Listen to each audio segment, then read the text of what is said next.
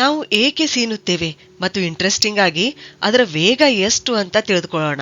ನಮ್ಮ ಮೂಗಿನ ಒಳಗೋಡೆಯಲ್ಲಿರ್ತಕ್ಕಂಥ ಮ್ಯೂಕಸ್ ಮೆಂಬ್ರೇನಲ್ಲಿ ಅಂದ್ರೆ ಲೋಳೆಯ ಪೊರೆಯಲ್ಲಿ ಕೂದಲು ಹಾಗೆ ಚಿಕ್ಕ ಸೀಲಿಯಾಗಳಿರುತ್ತವೆ. ಈ ಸೀಲಿಯಾಗಳಲ್ಲಿ ಇರಿಟೇಷನ್ ಆದಾಗ ನಾವು ಸೀನುತ್ತೇವೆ. ಈ ಇರಿಟೇಷನ್ ಉಂಟಾಗಲು ಅನೇಕ ಕಾರಣಗಳಿವೆ.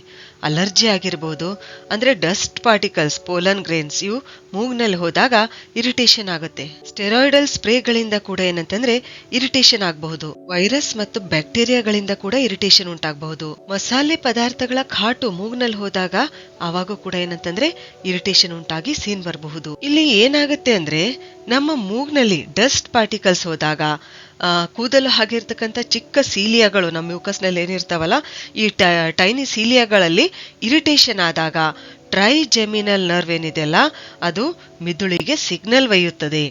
ಈ ಡಸ್ಟ್ ಪಾರ್ಟಿಕಲ್ಗಳನ್ನು ತೆಗೆಯಲು ತಿಳಿಸುತ್ತೆ. ಆವಾಗ ನಮ್ಮ ಮಿದುಳು ಏನ್ ಮಾಡುತ್ತೆ, ನಮ್ಮ ಪುಪ್ಪುಸುಗಳಿಗೆ ಸೀನಿ ಈ ಕಣಗಳನ್ನು ಹೊರ ತೆಗೆಯಲು ಸೂಚಿಸುತ್ತೆ. ನಮ್ಮ ಪುಪ್ಪುಸುಗಳು ಜೋರಾಗಿ ಗಾಳಿ ಒಳಗೆ ತುಂಬಿಕೊಂಡು ಮೂಗು ಮತ್ತು ಬಾಯಿಯಿಂದ ಹೊರ ಹಾಕುತ್ತವೆ. ಹೀಗೆ ಏನಂತಂದ್ರೆ ಸ್ನೀಸಿಂಗ್ ಅಥವಾ ಸೀನು ಬರುತ್ತೆ. ನಾವು ಸೀನಿದಾಗ ಅದು 160 ಕಿಲೋಮೀಟರ್ ಪ್ರತಿ ಗಂಟೆ ಸ್ಪೀಡ್ ನಿಂದ ಹೊರ ಬರುತ್ತೆ. ಡಸ್ಟ್ ಪಾರ್ಟಿಕಲ್ಗಳನ್ನು ಹೊರ ಹಾಕುತ್ತೆ.